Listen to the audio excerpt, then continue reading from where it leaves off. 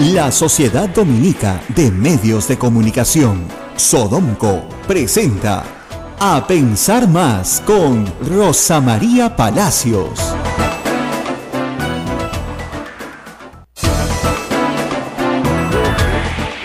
Así es, buenos días, ¿cómo estás, Rosa María? Ya estamos al aire, estamos aquí en un programa muy especial con ustedes.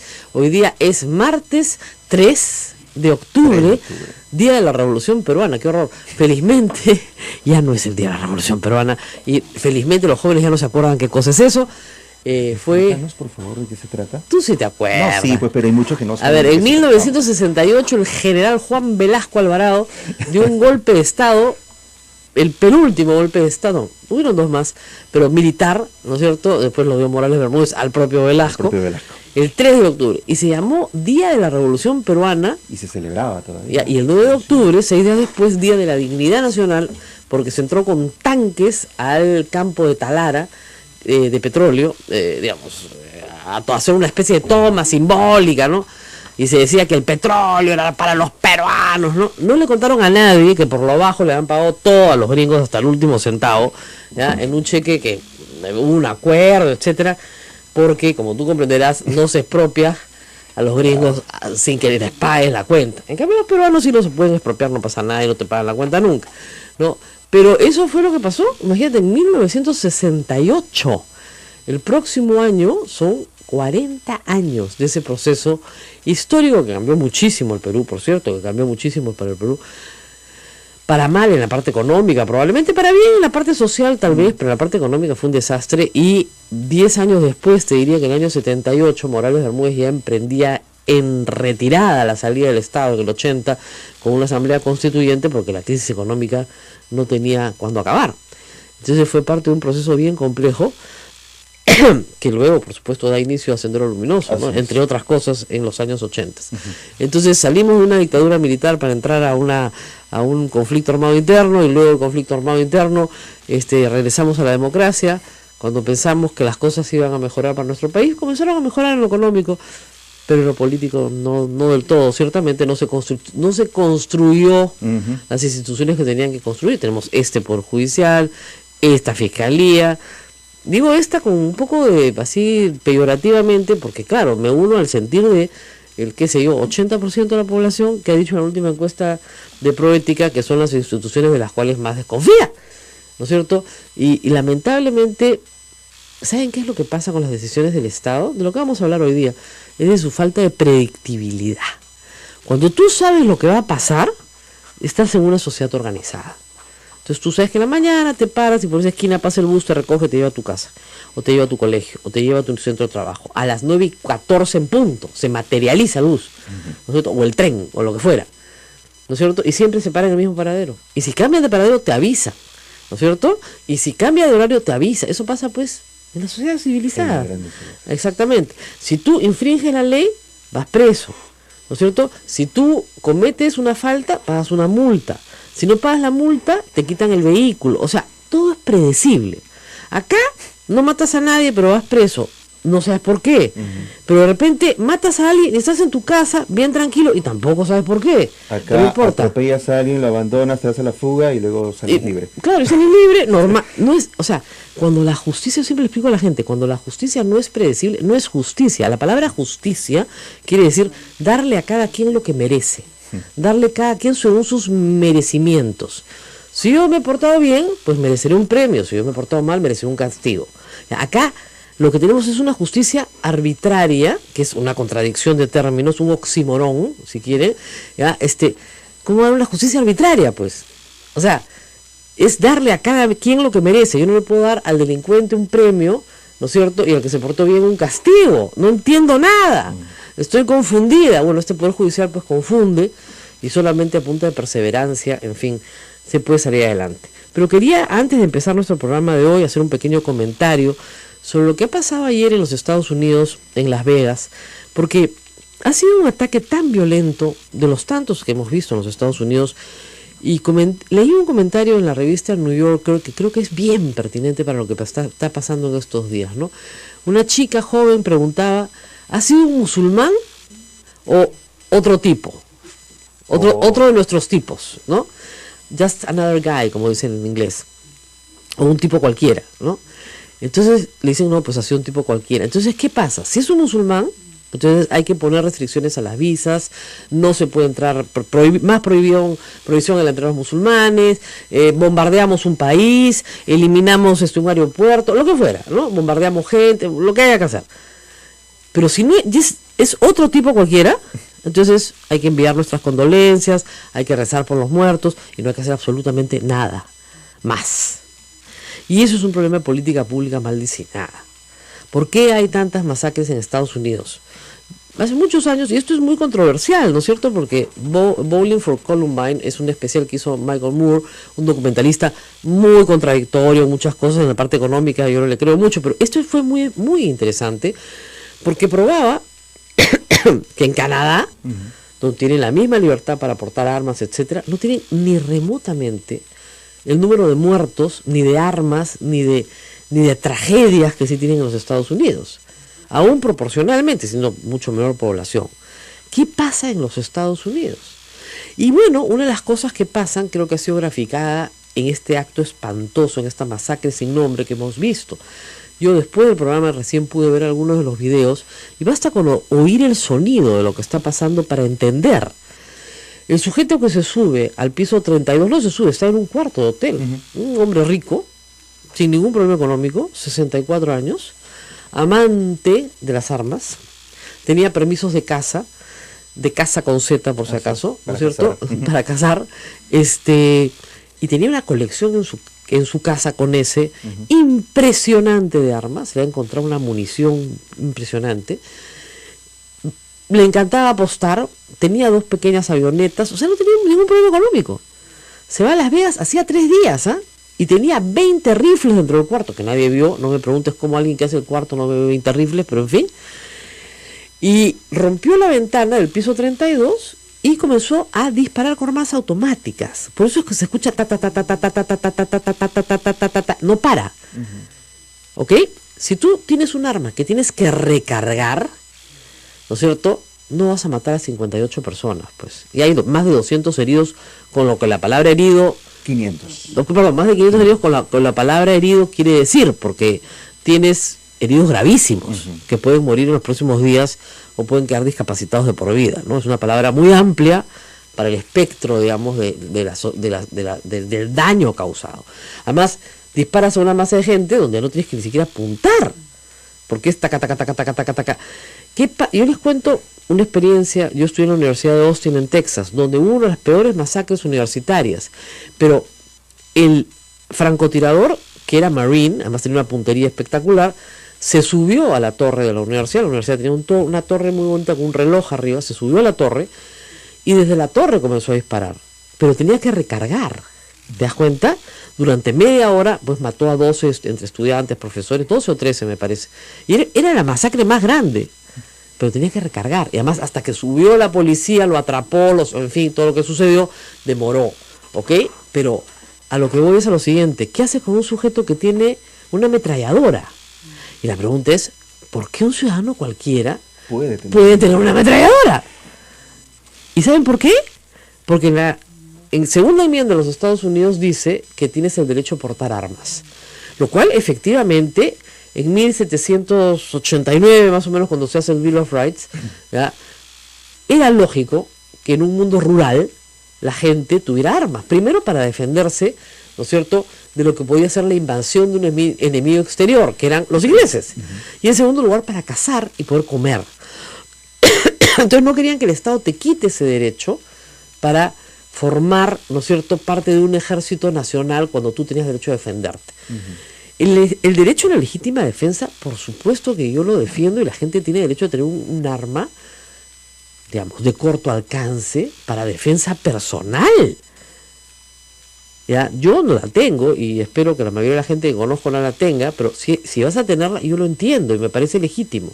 Lo que no entiendo, no tiene ningún sentido que tengas una ametralladora, porque las ametralladoras solo sirven para algo, para ir a la guerra. Son armas militares. Son armas militares que sirven para matar masivamente, ¿no es cierto?, para causar la mayor letalidad posible en el menor espacio de tiempo. Entonces, ¿qué hace un ciudadano común y corriente con una ametralladora en estados donde no te piden ni permiso? Este señor tenía una licencia de caza. Esa era la única licencia que tenía, porque en Nevada no te piden otra cosa. En Hawái, que es el único sitio donde sí te piden algunas licencias, es el estado donde menos muertos hay en los Estados Unidos.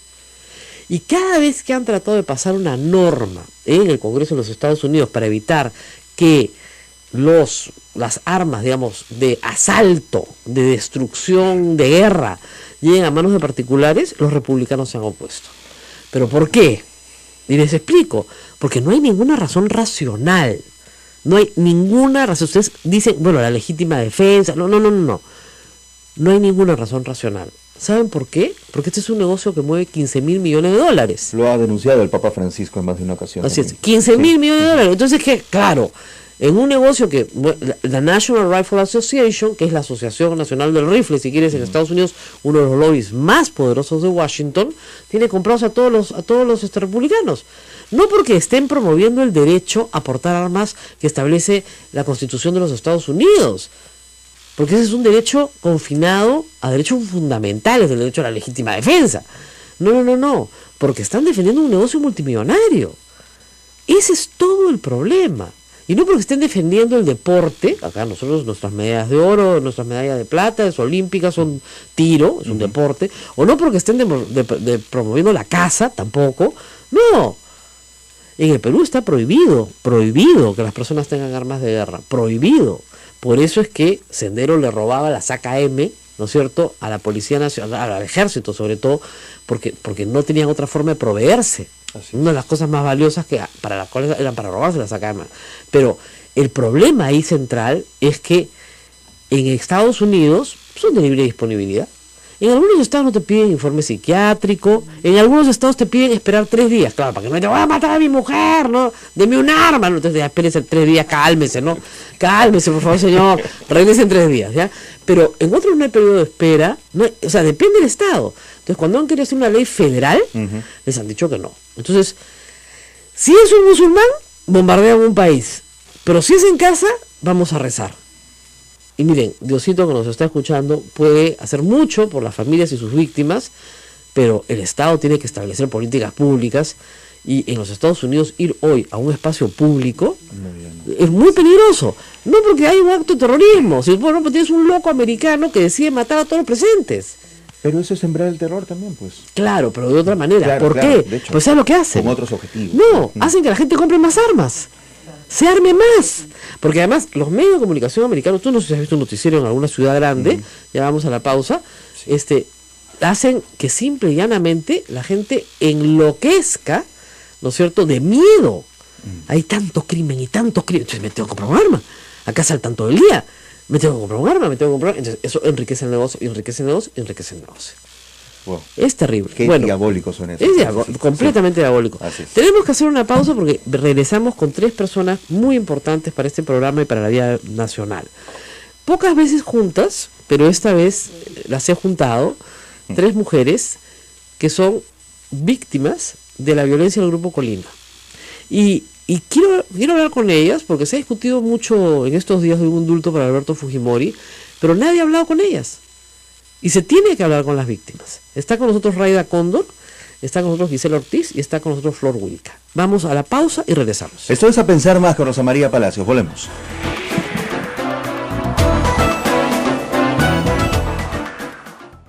Sodomco, Sociedad Dominica de Medios de Comunicación.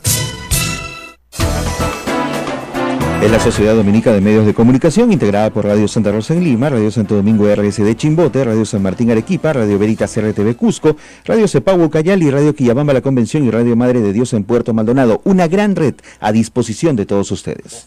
Escuchan en todas las radios dominicas del Perú en este momento y en otras más que se unen a nosotros. Correcto. A esta hora, y como se trata de una radio pastoral, pues nosotros encantados de atenderlos desde este medio secundario, pero no hemos sido relegados a un medio secundario. La radio católica del Perú, la primera radio católica con Madre de Dios, para no pelear, esta radio tiene 58 años, va a cumplir 59 años este mes. Este mes estamos de aniversario, ¿no? El 15. El 15 de octubre, así es. Sí. 59 años y empieza el jubileo, porque el próximo es 60 años.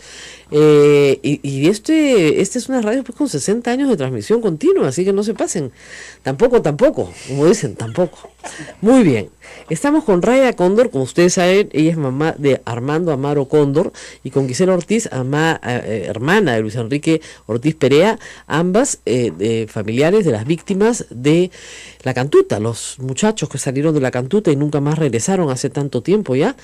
Y por supuesto hace 25 años, y también con Flor Wilca, hija del dirigente sindical Pedro Wilca, que también está con nosotros. Indira, su hermana, ha solicitado en repetidas oportunidades, me dicen ya más de 2 por lo menos, una reunión con las víctimas y el presidente de la República, porque las víctimas quieren respetuosamente explicarles su punto de vista sobre un indulto a Alberto Fujimori. Y hasta ahora no han sido recibidas. Sin embargo, ayer la señora Mercedes Arauz, después de reunirse con los congresistas de Frente Amplio, ha señalado que sí está dispuesto. Ha señalado 2 cosas. Primero, que en el gabinete no se ha discutido ningún indulto. Y en segundo lugar, que están siempre dispuestos, por supuesto, a escuchar. Así que parece ser que se abre una ventana de oportunidad para que se escuche a estas personas. Así que vamos a empezar primero por Raida, porque es la mayor, ¿no es cierto? Y como dicen, ya la edad obliga, ¿no es cierto? Manda, acá manda. Por antigüedad es clase. Muy bien. Raida, nosotros tuvimos una reunión privada hace unos días de la Coordinadora de Derechos Humanos, y tú nos diste un testimonio muy cierto. Tú nos decías a todos, si indultan a Alberto Fujimori, ¿yo cómo quedo? ¿Yo qué soy? ¿Yo qué hago? ¿No es cierto? ¿Qué piensas tú de esto del indulto? Cuéntanos un poquito. Bueno, el indulto. Buenos días, señora. Gracias por invitar. Bueno, pues a nosotros no nos conviene que lo indulten al ladrón y asesino de Fujimori, porque ya pasaron 25 años la desaparición de Armando. No encuentro los restos de él. Y bien, gracias. A él le van a dar el indulto y, como vuelvo a decir, ¿yo cómo quedo? ¿Dónde está mi hijo? ¿Quién me lo va a entregar a mi hijo? ¿Nunca le han podido dar ningún informe, señora? No. En todos estos años. Nunca. ¿Alguna noción básica, dónde buscar, de los lugares de entierro? No. Yo sé que él está o estaba allá en Cieneguilla, en Chavilca. Ahí encontramos las llaves. Sí. O ahí se encontró las llaves de Armando y del otro estudiante. Ajá. No sé, pero yo creo en los milagros. Siempre iba cuando yo podía, porque yo quería ir sola, pero mis hijos no me permiten. Y cuando todavía estaban ahí enterrados, lo que quedaba, porque nos falta pues 2 cajas, creo, 2 o 3 cajas de los restos quemados. Y siempre iba uno de mis hijos, yo estaba caminando y mi hijo se queda parado, y volteo, y le digo, ¿qué le pasará? Y yo seguía caminando, y lo que estoy caminando, vuelta me paro, y de ahí viene, me dice, mamá, me dice, sí, le digo, ¿sabes qué? He conversado con Armando. ¿Cómo? Sí, estoy caminando y me dice, Juan, espera, estoy acá. Lo único que te pido es que cuidas a mi madre. Así me ha dicho. Y por eso sé que él está allí. Pero... ¿dónde? No lo sabe. ¿Dónde? Porque ya no podemos ni buscarlo, ni sacarlo, ni escarbar la tierra, porque todo el cerro se lo han bajado y lo han tapado. ¿Cómo encontrarlo? En primer lugar, porque está todo, sus restos están quemados. Claro. Está Es con polvo. toda la tierra. Y probablemente polvo. ya sea polvo. Por eso digo, ¿y quién me va a entregar a mi hijo? Yo no tengo dónde llevar una flor. Pero puede llevarla ahí. Me imagino que usted va ahí por eso. Sí. Claro. Si usted va ahí, aunque sus hijos no la dejen, pero la acompañan, usted va ahí por eso. Pero no nos deja tampoco, porque han puesto como una puerta, una estera, y ahí no podemos pasar. Está prohibido. Es una propiedad privada ahora. Dice, no sé. Pero ¿cómo? Para que lo llevan los restos, los colinas, sí, no era propiedad privada. Y ahora es propiedad, no sé de quién, que lo han comprado, que van a hacer casas, no sé qué. ¿Cómo van a hacer casas donde lo han bajado toda la tierra? Bueno, Gisela era mucho más joven en ese entonces. Gisela no era la mamá, era la hermana, era una estudiante también de la Universidad de La Cantuta, y se llevaron a su hermano. Gisela sí pudo recuperar los restos de su hermano y enterrarlo. La gente dice, este señor ha cumplido 12 años ya desde que se entregó, lo capturaron en Chile, porque en realidad venía para otra cosa. ¿Qué hacer con un indulto si de veras está enfermo? Supongamos que el señor de verdad está enfermo, ¿no? Se está muriendo ya, se tiene que morir. ¿Ahí se opondrían ustedes a un indulto? Bueno, nosotros hemos manifestado siempre que las reglas de juego, de alguna manera, de todo nuestro sistema de justicia ya están dadas, no las vamos a inventar nosotros, ni vamos a imponer nuestra voluntad. Y es claro que en el caso de un indulto humanitario, cuando así se demuestra a través de una junta médica, es potestad del presidente de la República otorgar ese indulto y que la persona pues vaya a pasar sus últimos días en su casa.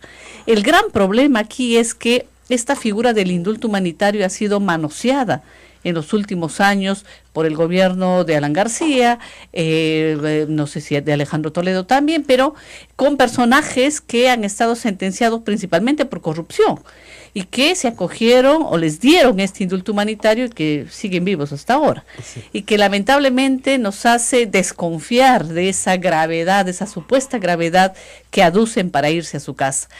Y el otro gran problema es que en el caso de Fujimori, ya desde antes del inicio de juicio, se argumentaba que estaba bastante mal de salud, que tenía ya una enfermedad grave, luego apareció lo del cáncer, ahora es un tema de la presión arterial, y suena ya más a una burla respecto a nuestro derecho a la justicia de los familiares, ¿no? Que permanentemente, cada mes, cada 2 meses estemos hablando de este tema y querramos o no, nos quita la poca tranquilidad que tenemos como familiares a pensar que este es un tema, al menos en el caso de Fujimori, ya cerrado, con una sentencia ratificada por la Corte Suprema que ha intentado ser revisada una y otra vez y que siempre han perdido, se ha ratificado la sentencia de Fujimori.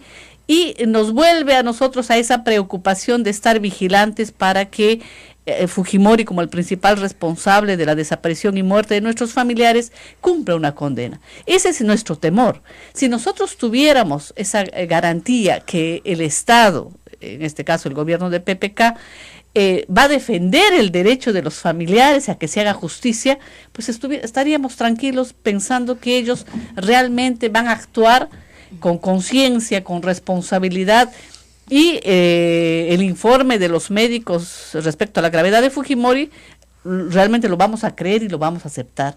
El problema aquí es que gobierno tras gobierno están siempre tratando de beneficiar a quien ha sido sentenciado por estos crímenes de nuestros familiares. Y en ningún momento se ponen a pensar cómo esto afecta a las familias, cómo nos sentimos nosotros después de una larga lucha por alcanzar justicia, cómo de alguna manera nos ningunean al no concedernos una cita para plantear también estos temas que de alguna manera nos afectan, ¿no? Entonces, nos sentimos desprotegidos por un Estado que debería también respetar no solamente una sentencia, vuelvo a decir, ratificada por la Corte Suprema, sino el derecho que nos asiste como familiares, ¿no? Flor, en el caso de ustedes, siempre hay la discusión sobre quién mató a tu padre. No fueron los Colina, fue Sendero Luminoso, no fueron los Colina, en fin, siempre hay la discusión. Para ustedes ha quedado claro que fueron los Colina. Lo dijimos, Rosa María, desde el primer día en que asesinaron a Pedro. A Pedro lo asesinaron el 18 de diciembre del 92, y ese mismo día nosotros lo dijimos que fue el gobierno. Y lo dijimos por una razón, porque el mes previo a la muerte de Pedro, y recordamos que en el 92, en abril del 92, se había producido el autogolpe del 5 de abril. Pedro se opuso desde la CGTP a la posibilidad de que se pudiera instalar un gobierno con esas condiciones, un gobierno autoritario que abiertamente violaba los derechos de los trabajadores y alentaba una reforma laboral a la que Pedro se oponía, y no solamente se oponía de palabras, sino se oponía con acciones en la calle, con demandas ante organismos internacionales, ante la OIT, ante la OEA, plantearon demandas contra el gobierno. Y en los meses previos a la muerte, lo que vivía Pedro era una situación de zozobra. Nosotros, recuerdo mucho el CADE de ese año, que fue antes de que lo asesinaran el 18, probablemente el CADE fue los primeros días de ese mes de diciembre, y él vino días antes del CADE a decirnos de que tuviéramos mucho cuidado, que había recibido una amenaza dentro del CADE, que le habían dicho que se cuidara porque ya no podía seguir en esa situación en la que estaba, que la persona que le había dicho le decía que se cuidara. Entonces él vino muy afectado realmente y nos convocó a una reunión de familia, y nosotros lo dijimos esto siempre, desde el primer día en el que ocurrió esto. Dijo, yo creo que no pueda ocurrir algo conmigo porque soy una persona pública, pero probablemente puedan hacer algo contra ustedes. Entonces quiero que tengan mucho cuidado y que observen las condiciones en las que se están movilizando. Estamos pasando por una situación de peligro, y debió haber sido realmente una situación de peligro porque Pedro vivía bajo amenaza constante siempre. Para que lo haya dicho de esa manera y haya convocado a la familia, realmente tuvo que haber sido una situación de peligro.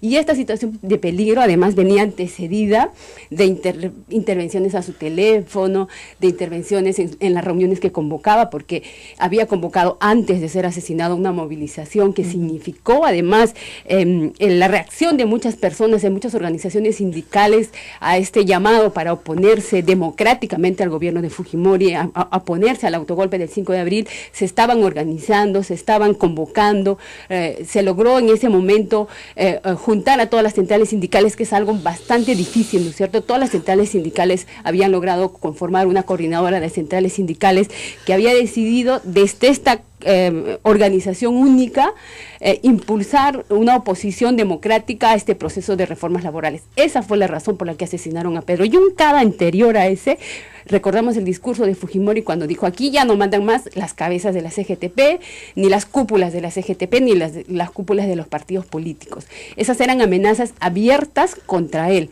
Entonces, ese antecedente previo nos hace a nosotros suponer que fue efectivamente el gobierno de Fujimori con el Grupo Colina los que causaron ese asesinato. Hubo un intento, es verdad, del gobierno mismo, del gobierno de Fujimori, de confundir quiénes habían sido los asesinos de Pedro Wilca, y lo hicieron, Rosa María, desde el primer día, porque a Pedro lo asesinaron, a mi papá lo asesinaron un día viernes.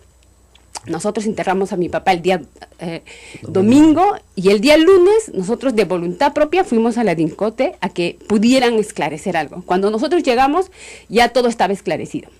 Estaban atrapados los responsables, estaban el comando identificado, y todos los argumentos que nosotros planteamos decían que ya estaban esclarecidos. Nosotros decíamos que, por ejemplo, Sendero no había reivindicado el atentado, que no había ni bombas, ni volantes, ni nada que pudieran explicar eso. Nada, absolutamente nada. No hubo absolutamente nada. Yo estuve con él en el momento que lo asesinaron, y lo que usaron los asesinos eran armas con silenciadores. Tanto que ni siquiera me di cuenta, estando sentada a su lado, de que habían disparado. Entonces le dijimos eso, y ellos dijeron: no, probablemente hayan usado ese tipo de armas con silenciadores. ¿Y pasamontañas? No, estaban con el rostro descubierto, todos eran jóvenes, estaban con el rostro descubierto. Entonces nosotros le dijimos a la policía: pero Sendero nunca ha reivindicado esto, y la explicación que ellos nos dieron es que lo que pasa es que el joven que iba a llevar los volantes fue detenido una hora antes en la comisaría de la Avenida Universitaria. Pero tampoco ocurrió esto, ¿no? Lo que pasa es que a Pedro Wilca le iban a asesinar el día lunes, y el comando falló. Luego ellos se reunieron, hicieron un compromiso de que lo iban a asesinar el día miércoles, y el comando falló. Y como ya habían fallado 2 veces, decidieron que cualquier cosa que ocurriera lo iban a asesinar de todas maneras el día viernes. Por eso es que no llegaron los volantes, detuvieron algunas personas, y de todas maneras decidieron continuar con el operativo. Y eso, Rosa María, nosotros denunciamos desde el primer día, no solamente nosotros.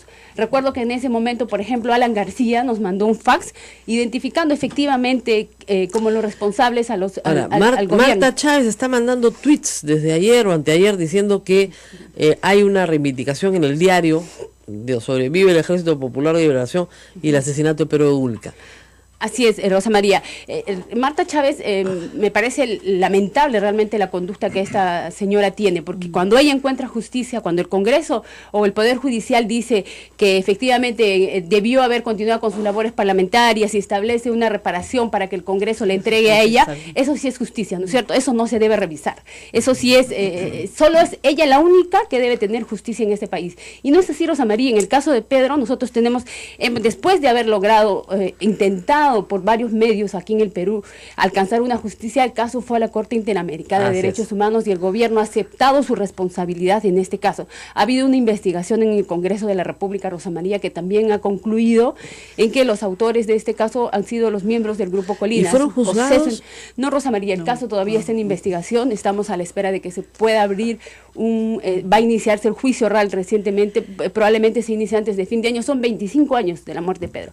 Nosotros hemos logrado, intentado en muchos espacios hacer que esta investigación pueda esclarecerse. Hemos logrado, por ejemplo, junto con los familiares del grupo de la Cantuta, lograr que Martín Rivas, por ejemplo, vaya al Congreso de la República y termine escapándose por las ventanas del Congreso de la República. Es una investigación, la persona que denuncia, que conoce que los asesinos de Pedro Wilca fueron los del Grupo Colina, por ejemplo, está desaparecido hasta ahora, Rosa María, el señor Mesmer Carles Talledo.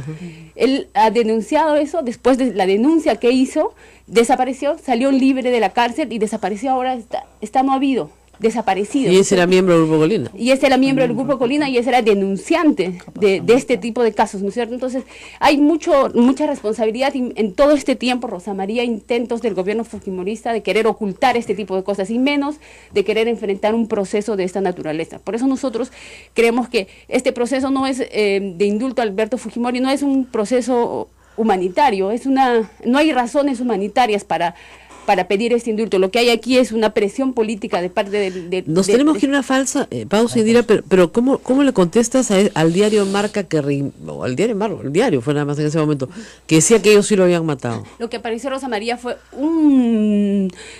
a nosotros lo que nos mostró la policía fue un documento que decían supuestamente del diario Marca. Pero, por ejemplo, las comisiones investigadoras han entrevistado a Mimel Guzmán, han entrevistado a Feliciano, han entrevistado a todos los miembros del Sendero Luminoso presos en las cárceles y ninguno ha aceptado la responsabilidad.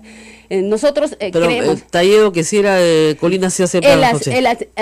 Él ha señalado de que los responsables son los del Grupo Colina. Y además, Rosa María, son los antecedentes. Pedro mismo, mi papá lo dijo. O sea, él dijo, a mí me han amenazado, estoy viviendo en una situación de peligro, esto es lo que va a pasar, si ocurre algo, estos son los responsables. Muy bien, vamos a la pausa, pero vamos a continuar, tenemos mucho más, gracias a todos los que están participando por Twitter, están muy atentos.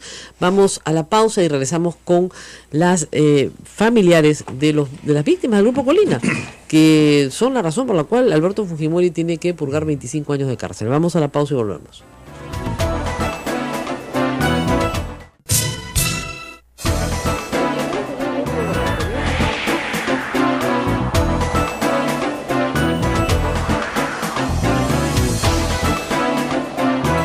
Bien, continuamos. Esto es A Pensar Más. Comentarios desde Facebook Live. Jesús Efraín Macedo dice: el detalle es que ellas son víctimas de Lima y muchas víctimas de departamentos pobres desde una política de aniquilamiento, sin contar las esterilizaciones forzadas. O sea, Fujimori no debe salir, es su conclusión. Bueno, estamos de acuerdo en que hay más víctimas, es lógico, pero este es un set, no sé, la gente a veces no tiene mucha imaginación.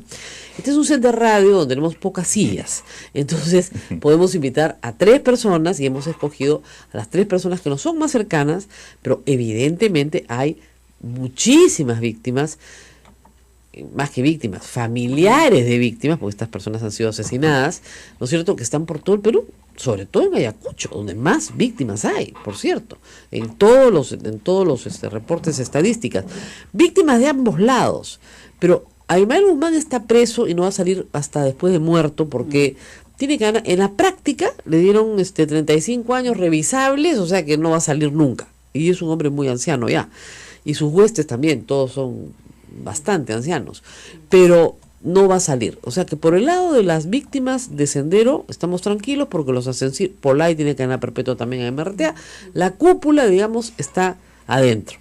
Por el lado de el Estado, ¿no es cierto? Hay, digamos, siempre la duda de lo que pasó en los gobiernos de Belaúnde y los gobiernos de García, porque mucha gente dice, oiga, ¿y por qué Fujimori sí y García no?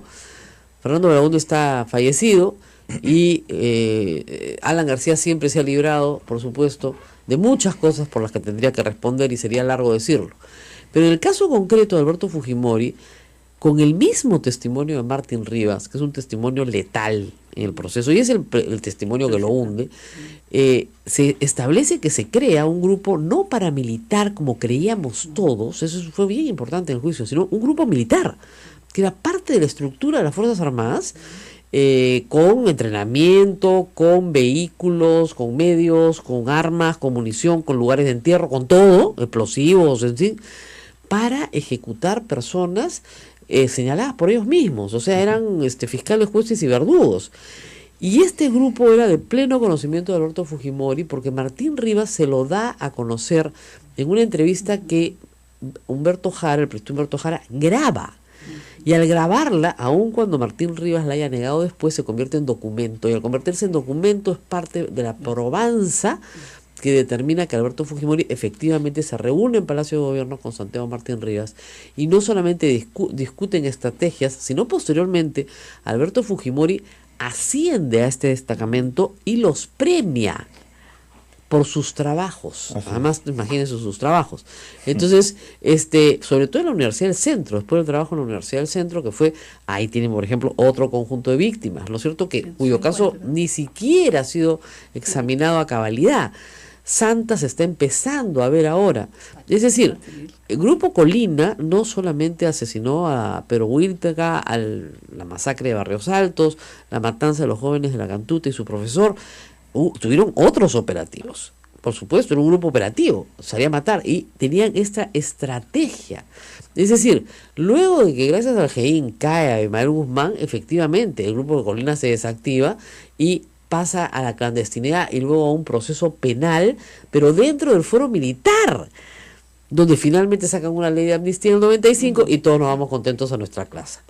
En esos años, señora Raida, que usted estaba un poco sola, ¿no es cierto?, ¿cómo se relacionaron las víctimas? ¿Cómo comenzaron a conocerse unas a otras y a organizarse? Porque nadie les hacía caso, eso es verdad. Sí. Durante un año sus familiares estuvieron desaparecidos y les decían que se habían perdido, que se habían ido de paseo, que seguramente estaban en otro lado. Bueno, yo me entero ese mismo día del 18 de julio por un compañero de allá de la universidad de mi hijo. Viene y me dice, señora, mi hijo, de nuevamente se lo han llevado Armando. Dije, otra vez, ya. Entonces, el único... No era la primera vez que se lo llevaban. Porque el 91 fue detenido 15 días. Y lo Estuve soltaron. en la DINCOTE. ¿Y lo soltaron? Sí, a los ¿Ven? 15 días lo soltaron todo limpio. Ahora, vamos a decir dos cosas. La primera, a estos chicos siempre les han dicho terroristas. Si ya lo habían atrapado y lo sueltan porque no había nada contra él, ¿qué más prueba esa que no era terrorista? ¿No? Y Flor, también Wilka me ha hecho una cosa importante en la pausa que quiero decir. A su padre lo matan en diciembre del 92. En septiembre habían atrapado a Imael Guzmán. La capacidad operativa de Sendero Luminoso pues estaba reducida al mínimo.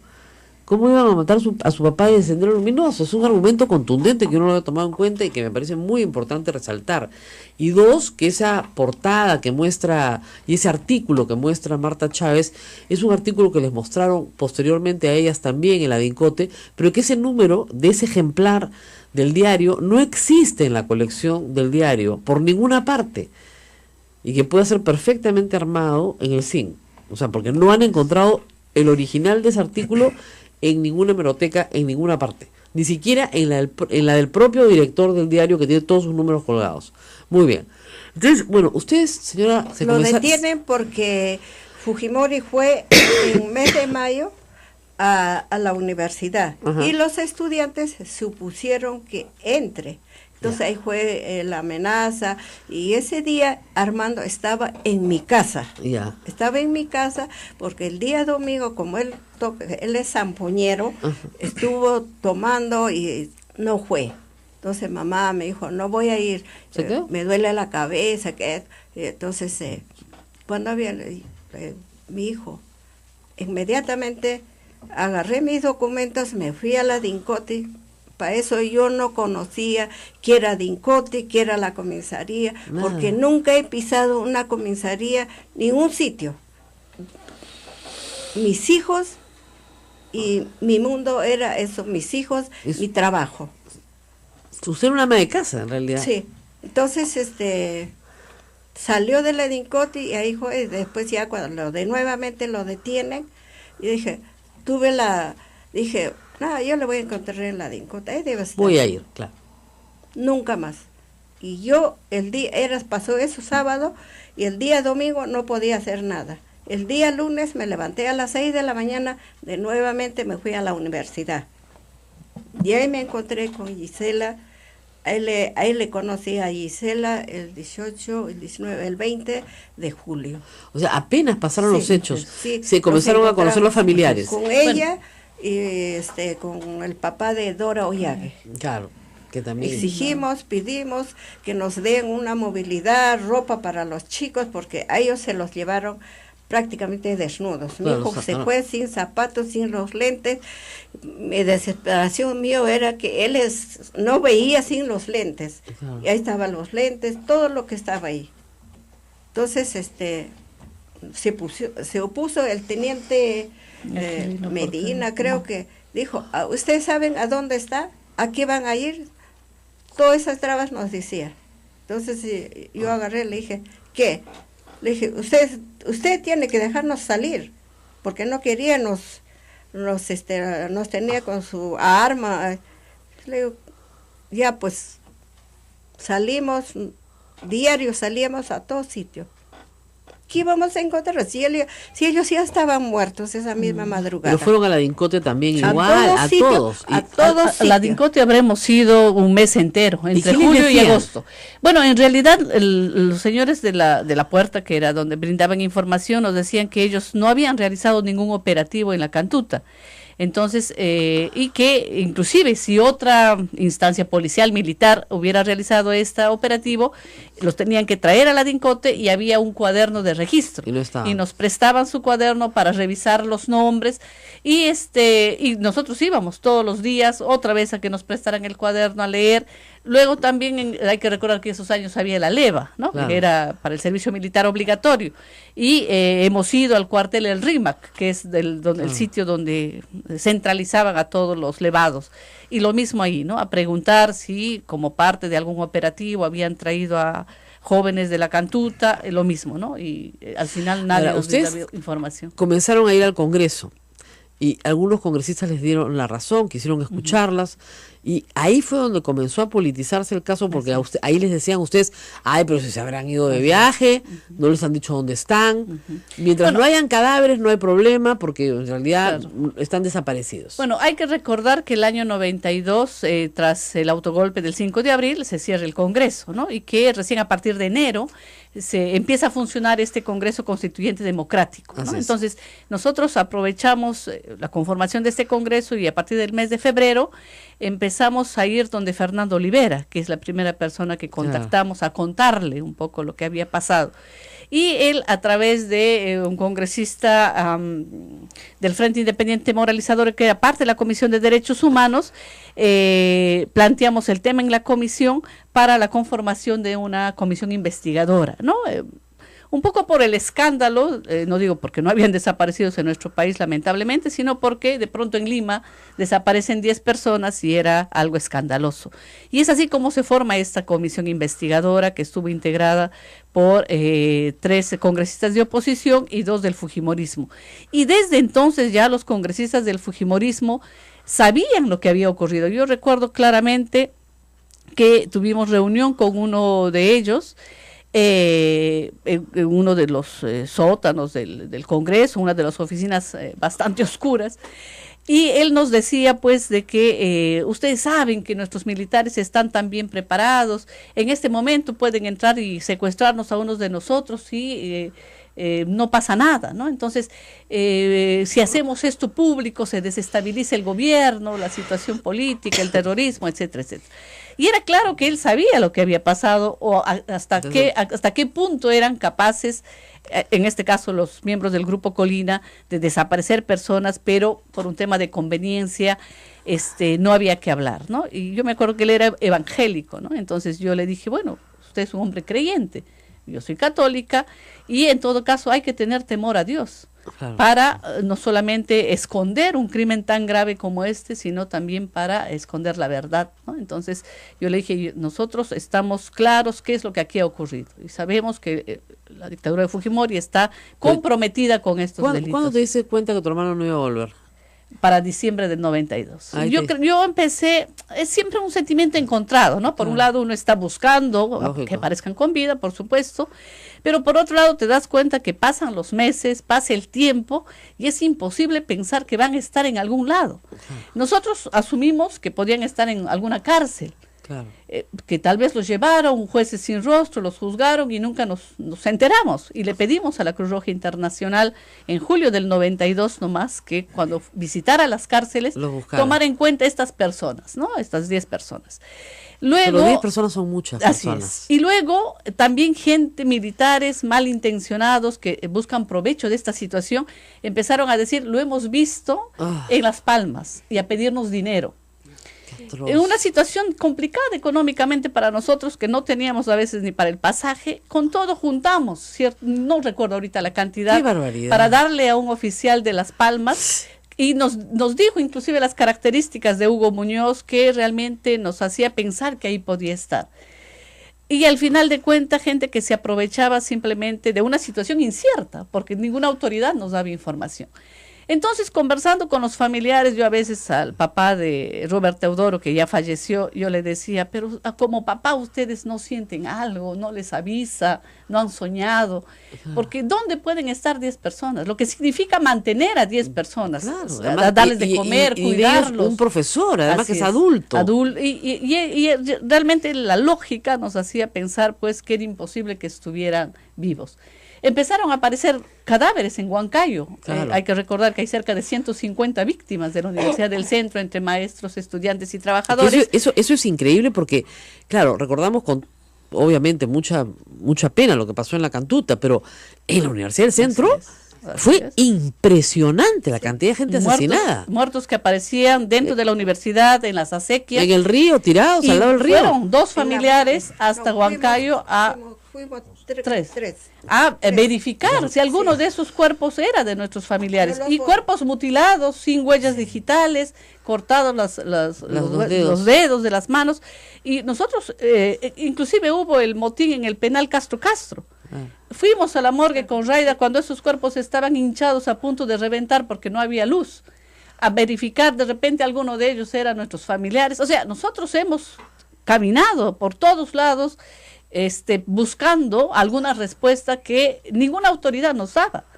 El primer habeas corpus que nosotros pusimos en el Poder Judicial fue archivado porque no se había aprobado la preexistencia de las víctimas. Ay, o sea, no habían nacido. No habían nacido. Y así se archivó. Vamos a tener que hacer una pequeña pausa y regresamos. No se muevan, por favor, estamos con los testimonios de las víctimas. A mí me gustaría que esta conversación la tuvieran con el presidente Pedro Pablo Kuczynski, que es quien tiene que escuchar esta historia. Porque yo les aseguro que el presidente no la conoce, por una razón muy simple, no vivió en el Perú en esos años. Entonces, y siempre hay detalles nuevos. Yo he entrevistado a Gisela y a Raida muchas veces, a Flor no, pero siempre hay detalles nuevos. Por ejemplo, esta parte es nueva para mí, y siempre hay cosas nuevas que uno va aprendiendo en el camino. Entonces, yo sí quisiera que el presidente de la República las escuche y ustedes le cuenten toda esta historia. Vamos a hacer una pausa y regresamos.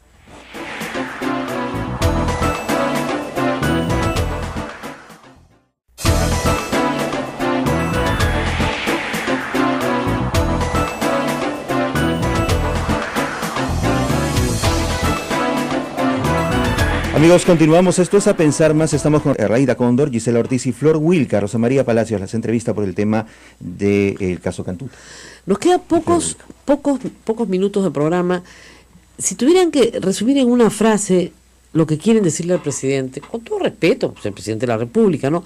Flor, ¿qué le dirías al presidente que tú crees que él Él no ha vivido en el Perú, en los años en que ustedes sufrieron, en los años en que buscaban justicia. El relato de Isela, se los puedo resumir así: se pasaron años hasta que encontraron en la Corte Interamericana la vía para poder hacer que el caso empiece. Y el caso empieza a juzgarse en el Perú sin Alberto Fujimori, primero contra los Colina, el caso Colina, primero contra los Colina, sin el grupo Colina por la cantuta, sin Alberto Fujimori, y luego ellos pelean, una vez que aparece en Chile, por sentar a Alberto Fujimori en el banquillo de los acusados. Les costó muchísimos años, o sea, fíjense ustedes, a sus familiares lo matan en el 92 y Alberto Fujimori empieza el juicio en Lima en el 2007. O sea, hace 11 años.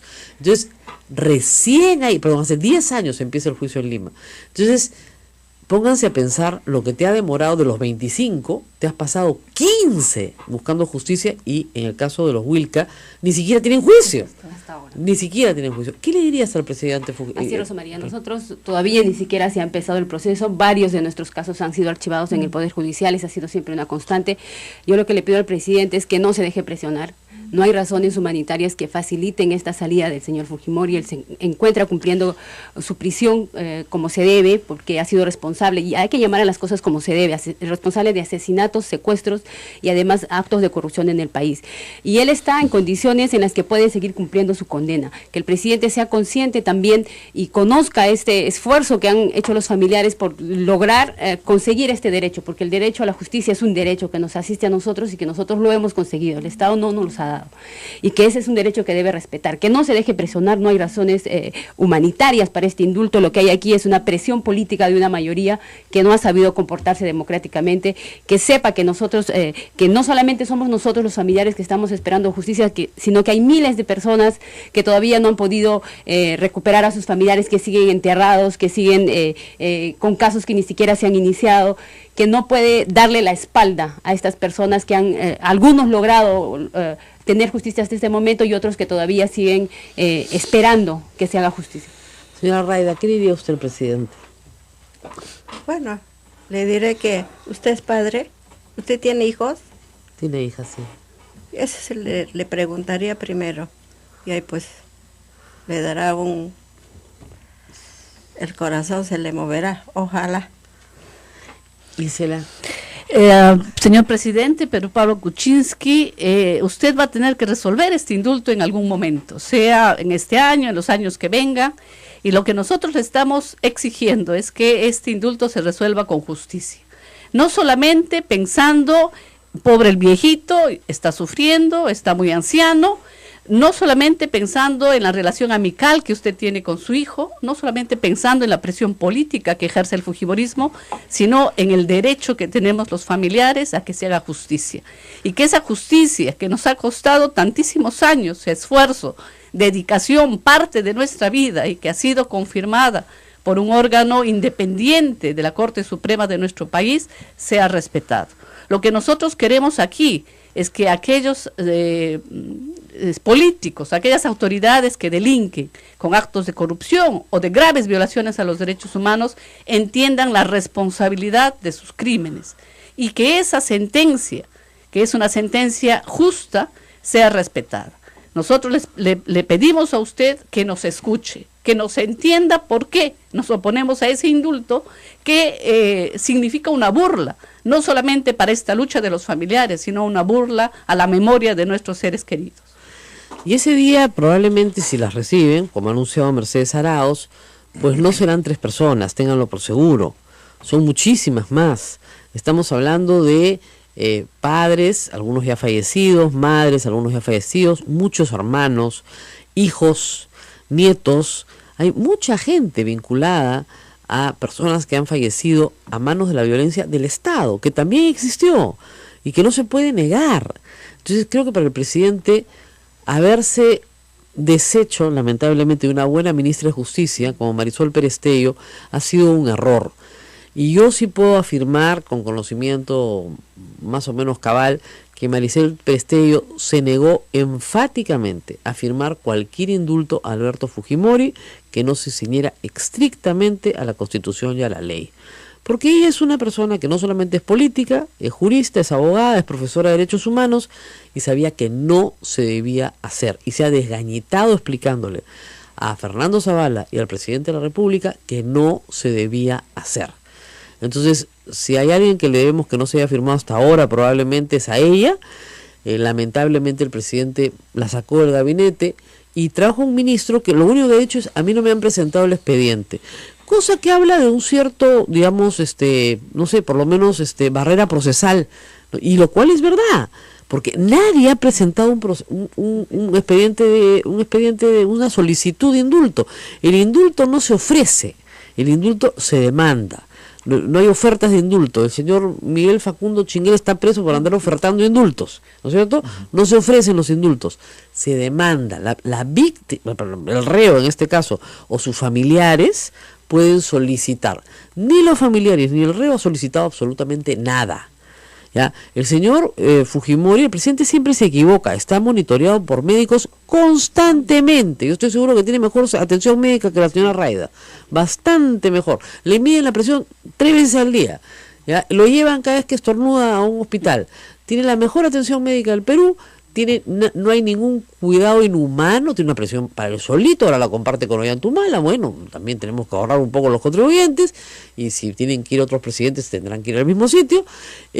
Somos el único país del mundo que tiene prisión presidencial, pero en fin, pero el señor tiene estupendas condiciones carcelarias, eso hay que recordarlo.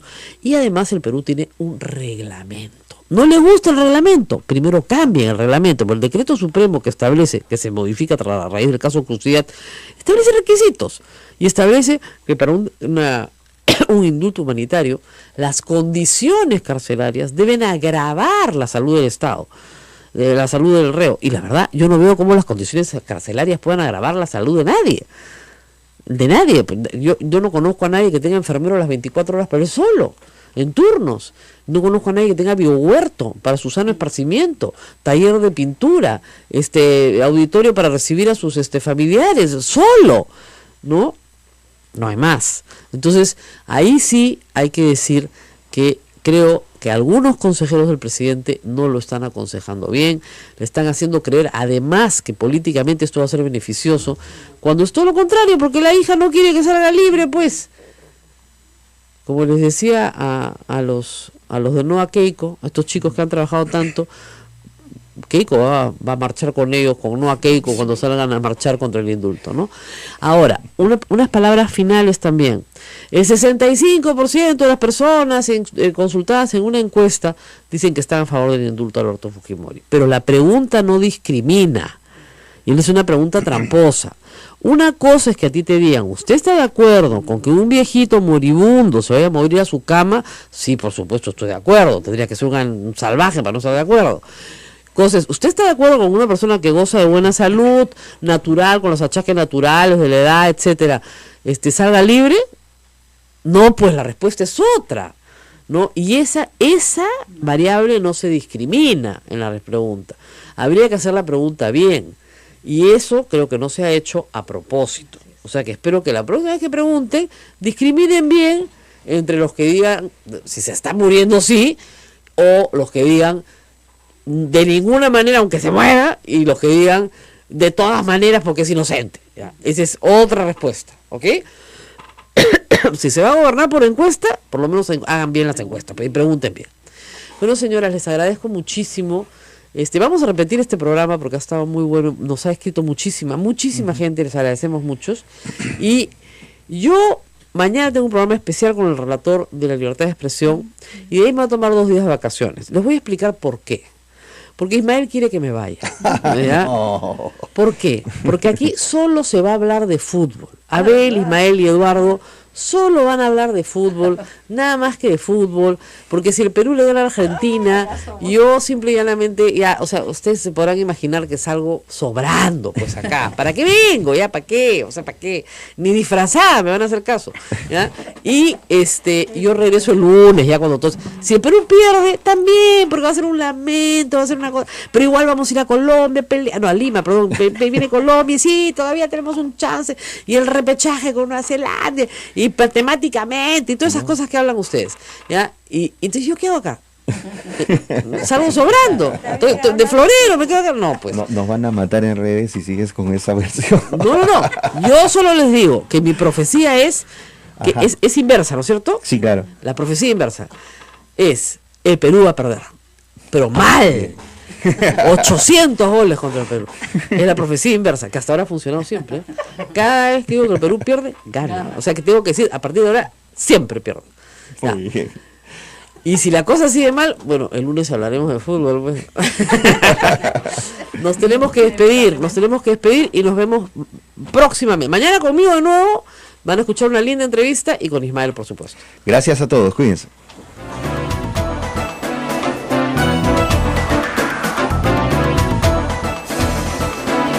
Hasta aquí, A Pensar Más con Rosa María Palacios.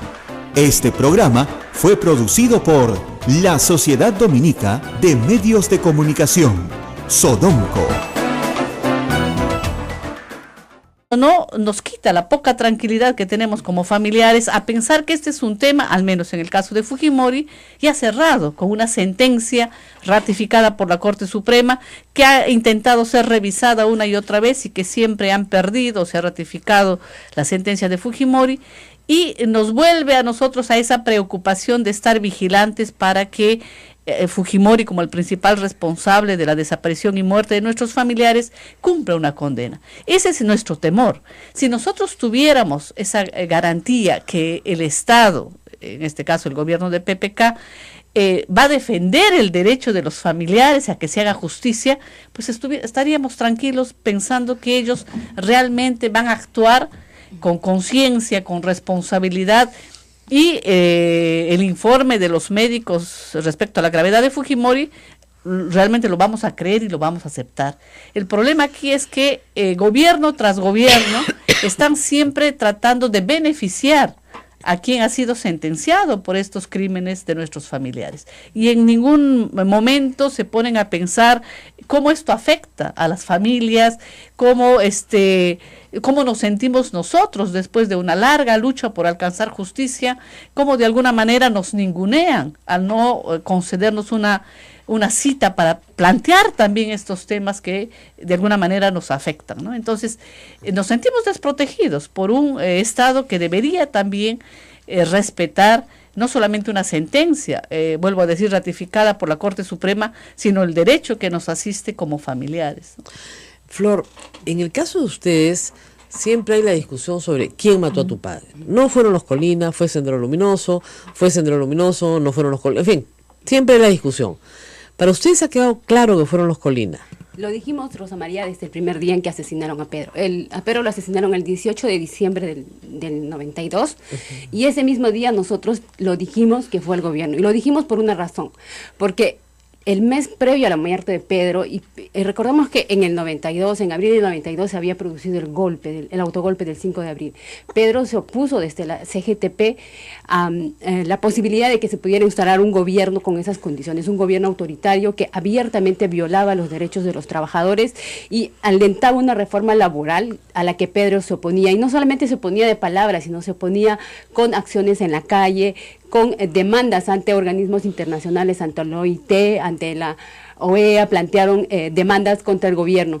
Y en los meses previos a la muerte, lo que vivía Pedro era una situación de zozobra. Nosotros, recuerdo mucho el CADE de ese año, que fue antes de que lo asesinaron el 18, probablemente el CADE fue los primeros días de ese mes de diciembre, y él vino días antes del CADE a decirnos de que tuviéramos mucho cuidado, que había recibido una amenaza dentro del CADE, que le habían dicho que se cuidara porque ya no podía seguir en esa situación en la que estaba, que la persona que le había dicho le decía que se cuidara. Entonces él vino muy afectado realmente y nos convocó a una reunión de familia, y nosotros lo dijimos esto siempre, desde el primer día en el que ocurrió esto. Dijo, yo creo que no pueda ocurrir algo conmigo porque soy una persona pública, pero probablemente puedan hacer algo contra ustedes. Entonces quiero que tengan mucho cuidado y que observen las condiciones en las que se están movilizando. Estamos pasando por una situación de peligro, y debió haber sido realmente una situación de peligro porque Pedro vivía bajo amenaza constante siempre. Para que lo haya dicho de esa manera y haya convocado a la familia, realmente tuvo que haber sido una situación de peligro. Y esta situación de peligro además venía antecedida de intervenciones a su teléfono, de intervenciones en las reuniones que convocaba, porque había convocado antes de ser asesinado una movilización que significaba significó además la reacción de muchas personas, de muchas organizaciones sindicales a este llamado para oponerse democráticamente al gobierno de Fujimori, a oponerse al autogolpe del 5 de abril, se estaban organizando, se estaban convocando, se logró en ese momento juntar a todas las centrales sindicales, que es algo bastante difícil, ¿no es cierto? Todas las centrales sindicales habían logrado conformar una coordinadora de centrales sindicales que había decidido desde esta organización única impulsar una oposición democrática a este proceso de reformas laborales. Esa fue la razón por la que asesinaron a Pedro. Y un cada anterior a ese, recordamos el discurso de Fujimori cuando dijo: aquí ya no mandan más las cabezas de la CGTP, ni las cúpulas de la CGTP, ni las cúpulas de los partidos políticos.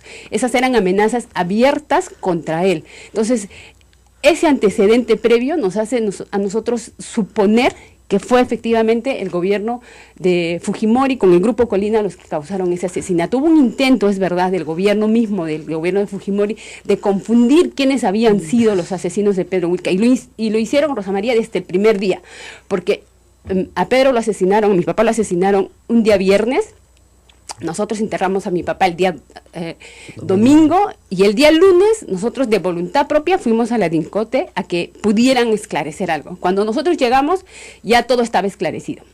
Estaban atrapados los responsables, estaban el comando identificado, y todos los argumentos que nosotros planteamos decían que ya estaban esclarecidos. Nosotros decíamos que, por ejemplo, Sendero no había reivindicado el atentado, que no había ni bombas, ni volantes, ni nada que pudieran explicar eso. Nada, absolutamente nada. No hubo absolutamente nada. Yo estuve con él en el momento que lo asesinaron, y lo que usaron los asesinos eran armas con silenciadores. Tanto que ni siquiera me di cuenta, estando sentada a su lado, de que habían disparado. Entonces le dijimos eso, y ellos dijeron: no, probablemente hayan usado ese tipo de armas con silenciadores. ¿Y pasamontañas? No, estaban con el rostro descubierto, todos eran jóvenes, estaban con el rostro descubierto. Entonces nosotros le dijimos a la policía: pero Sendero nunca ha reivindicado esto, y la explicación que ellos nos dieron es que lo que pasa es que el joven que iba a llevar los volantes fue detenido una hora antes en la comisaría de la Avenida Universitaria. Pero tampoco ocurrió esto, ¿no? Lo que pasa es que a Pedro Wilca lo iban a asesinar el día lunes, y el comando falló. Luego ellos se reunieron, hicieron un compromiso de que lo iban a asesinar el día miércoles, y el comando falló. Y como ya habían fallado 2 veces, decidieron que cualquier cosa que ocurriera lo iban a asesinar de todas maneras el día viernes. Por eso es que falló no llegaron los volantes, detuvieron algunas personas, y de todas maneras decidieron continuar con el operativo. Y eso, Rosa María, nosotros lo denunciamos desde el primer día, no solamente nosotros. Recuerdo que en ese momento, por ejemplo, Alan García nos mandó un fax identificando efectivamente como los responsables al gobierno. Marta Chávez está mandando tweets desde ayer o anteayer diciendo que hay una reivindicación en el diario de Sobrevive el Ejército Popular de Liberación y el asesinato de Pedro Wilca. Así es, Rosa María. Marta Chávez, me parece lamentable realmente la conducta que esta señora tiene, porque cuando ella encuentra justicia, cuando el Congreso o el Poder Judicial dice que efectivamente debió haber continuado con sus labores parlamentarias y establece una reparación para que el Congreso le entregue a ella, eso sí es justicia, ¿no es cierto? Eso no se debe revisar. Eso sí es, solo es ella la única que debe tener justicia en este país. Y no es así, Rosa María. En el caso de Pedro, nosotros tenemos, después de haber logrado, intentado por varios medios aquí en el Perú alcanzar una justicia, el caso fue a la Corte Interamericana de Derechos Humanos, y el gobierno ha aceptado su responsabilidad en este caso. Ha habido una investigación en el Congreso de la República, Rosa María, que también ha concluido en que los autores de este caso han sido los miembros del Grupo Colina. ¿Y fueron juzgados? No, Rosa María, el caso todavía está en investigación, estamos a la espera de que se pueda abrir va a iniciarse el juicio oral recientemente, probablemente se inicie antes de fin de año. Son 25 años de la muerte de Pedro. Nosotros hemos logrado, intentado en muchos espacios hacer que esta investigación pueda esclarecerse. Hemos logrado, por ejemplo, junto con los familiares del grupo de La Cantuta, lograr que Martín Rivas, por ejemplo, vaya al Congreso de la República y termine escapándose por las ventanas del Congreso de la República. Es una investigación. La persona que denuncia, que conoce que los asesinos de Pedro Wilca fueron los del Grupo Colina, por ejemplo, está desaparecido hasta ahora, Rosa María. El señor Mesmer Carles Talledo, él ha denunciado eso. Después de la denuncia que hizo, desapareció, salió libre de la cárcel y desapareció. Ahora está no habido. desaparecidos. Y ese era miembro del Grupo Colina. Y ese era miembro del Grupo Colina y ese era denunciante de este tipo de casos, ¿no es cierto? Entonces, hay mucha responsabilidad en todo este tiempo, Rosa María, intentos del gobierno fujimorista de querer ocultar este tipo de cosas y menos de querer enfrentar un proceso de esta naturaleza. Por eso nosotros creemos que este proceso no es de indulto a Alberto Fujimori, no es un proceso humanitario, no hay razones humanitarias para pedir este indulto. Lo que hay aquí es una presión política de parte Nos tenemos que ir a una falsa pausa, Indira, pero ¿cómo le contestas al diario Marca o al diario Marca, el diario fue nada más en ese momento, que decía que ellos sí lo habían matado? Lo que apareció Rosa María fue a nosotros lo que nos mostró la policía fue un documento que decían supuestamente del diario Marca. Pero, por ejemplo, las comisiones investigadoras han entrevistado a Mimel Guzmán, han entrevistado a Feliciano, han entrevistado a todos los miembros del Sendero Luminoso presos en las cárceles y ninguno ha aceptado la responsabilidad. Nosotros creemos... Tallego, que si era Colina, sí acepta él ha señalado de que son los responsables son los del Grupo Colina. Y además, Rosa María, son los antecedentes. Pedro mismo, mi papá, lo dijo. O sea, él dijo, a mí me han amenazado, estoy viviendo en una situación de peligro, esto es lo que va a pasar, si ocurre algo, estos son los responsables. Muy bien, vamos a la pausa, pero vamos a continuar, tenemos mucho más, gracias a todos los que están participando por Twitter, están muy atentos.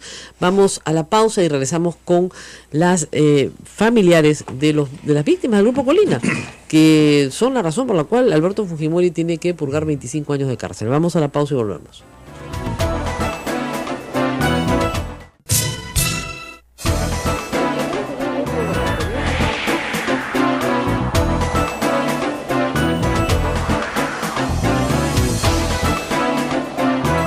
Bien, continuamos. Esto es A Pensar Más. Comentarios desde Facebook Live. Jesús Efraín Macedo dice: el detalle es que ellas son víctimas de Lima y muchas víctimas de departamentos pobres desde una política de aniquilamiento, sin contar las esterilizaciones forzadas. O sea, Fujimori no debe salir, es su conclusión. Bueno, estamos de acuerdo en que hay más víctimas, es lógico, pero este es un set, no sé, la gente a veces no tiene mucha imaginación.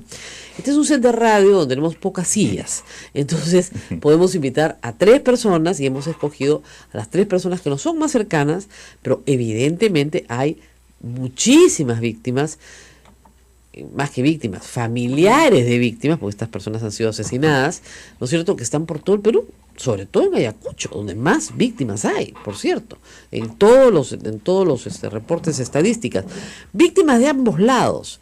Pero Aymar Guzmán está preso y no va a salir hasta después de muerto, porque tiene que ganar. En la práctica le dieron 35 años revisables, o sea que no va a salir nunca, y es un hombre muy anciano ya, y sus huestes también, todos son bastante ancianos, pero no va a salir. O sea que por el lado de las víctimas de Sendero estamos tranquilos, porque los asesinos, Polay tiene cadena perpetua también en MRTA, la cúpula, digamos, está adentro. Por el lado de el Estado, ¿no es cierto?, hay, digamos, siempre la duda de lo que pasó en los gobiernos de Belaúnde y los gobiernos de García, porque mucha gente dice, oiga, ¿y por qué Fujimori sí y García no? Fernando Belaúnde está fallecido y Alan García siempre se ha librado, por supuesto, de muchas cosas por las que tendría que responder y sería largo decirlo. Pero en el caso concreto de Alberto Fujimori, con el mismo testimonio de Martín Rivas, que es un testimonio letal en el proceso, y es el testimonio que lo hunde, se establece que se crea un grupo no paramilitar como creíamos todos, eso fue bien importante en el juicio, sino un grupo militar, que era parte de la estructura de las Fuerzas Armadas, con entrenamiento, con vehículos, con medios, con armas, con munición, con lugares de entierro, con todo, explosivos, en fin, para ejecutar personas señaladas por ellos mismos, o sea, eran fiscales, jueces y verdugos. Y este grupo era de pleno conocimiento de Alberto Fujimori, porque Martín Rivas se lo da a conocer en una entrevista que Humberto Jara, el periodista Humberto Jara, graba. Y al grabarla, aun cuando Martín Rivas la haya negado después, se convierte en documento. Y al convertirse en documento es parte de la probanza que determina que Alberto Fujimori efectivamente se reúne en Palacio de Gobierno con Santiago Martín Rivas y no solamente discuten estrategias, sino posteriormente Alberto Fujimori asciende a este destacamento y los premia por sus trabajos. Así Además, imagínense sus trabajos. Entonces, sobre todo en la Universidad del Centro, después del trabajo en la Universidad del Centro, que fue, ahí tienen, por ejemplo, otro conjunto de víctimas, ¿no es cierto? Cuyo caso ni siquiera ha sido examinado a cabalidad. Santa se está empezando a ver ahora. Es decir, el Grupo Colina no solamente asesinó a Pedro Huilca, la masacre de Barrios Altos, la matanza de los jóvenes de la Cantuta y su profesor, tuvieron otros operativos. Por supuesto, era un grupo operativo, salía a matar y tenían esta estrategia. Es decir, luego de que gracias al GEIN cae a Ismael Guzmán, efectivamente el Grupo de Colina se desactiva y pasa a la clandestinidad y luego a un proceso penal, pero dentro del fuero militar, donde finalmente sacan una ley de amnistía en el 95 y todos nos vamos contentos a nuestra casa. En esos años, señora Rayda, que usted estaba un poco sola, ¿no es cierto? ¿Cómo se relacionaron las víctimas? ¿Cómo comenzaron a conocerse unas a otras y a organizarse? Porque nadie les hacía caso, eso es verdad. Sí. Y este es una radio pues, con 60 años de transmisión continua, así que no se pasen. Tampoco, como dicen, tampoco. Muy bien.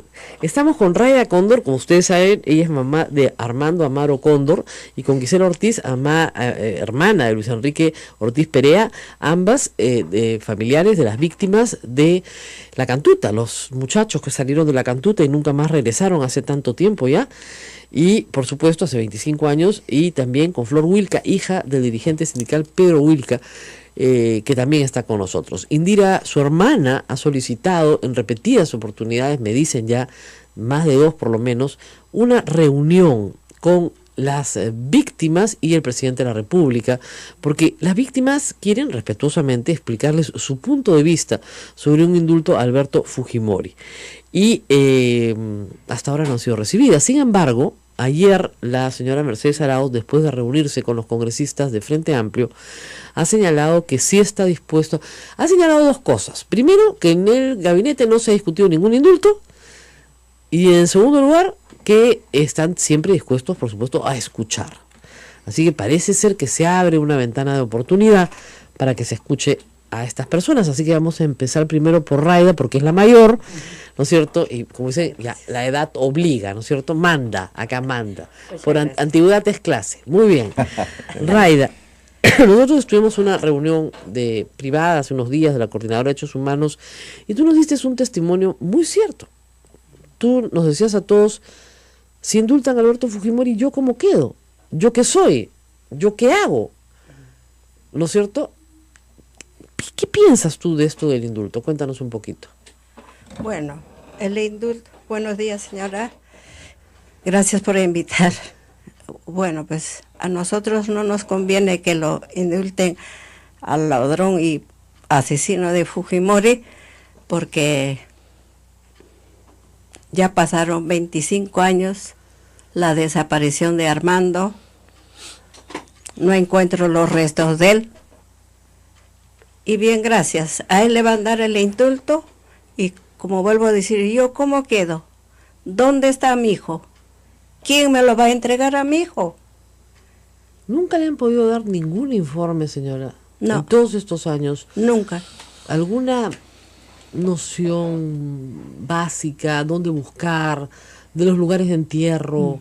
No. Yo sé que él está o estaba allá en Cieneguilla. Cieneguilla, en Chavilca. Ahí encontramos las llaves, Sí. o ahí se encontró las llaves de Armando y del otro estudiante. Ajá. No sé, pero yo creo en los milagros. Siempre iba cuando yo podía, porque yo quería ir sola, pero mis hijos no me permiten.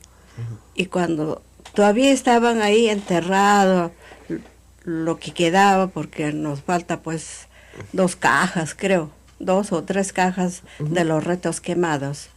Y siempre iba uno de mis hijos, yo estaba caminando y mi hijo se queda parado. Y volteo y le digo, ¿qué le pasará? Y yo seguía caminando, y lo que estoy caminando, vuelta me paro. Y de ahí viene, me dice, mamá, me dice, sí, le digo, ¿sabes qué? He conversado con Armando. ¿Cómo? Sí, Estoy caminando y me dice, Juan, espera, estoy acá. Es lo único que te pido es que cuidas a mi madre. Así me ha dicho. Y por eso sé que él está allí. Pero... ¿dónde? No lo sabe. ¿Dónde?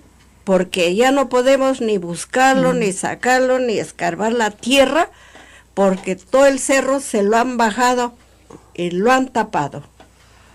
¿Cómo encontrarlo?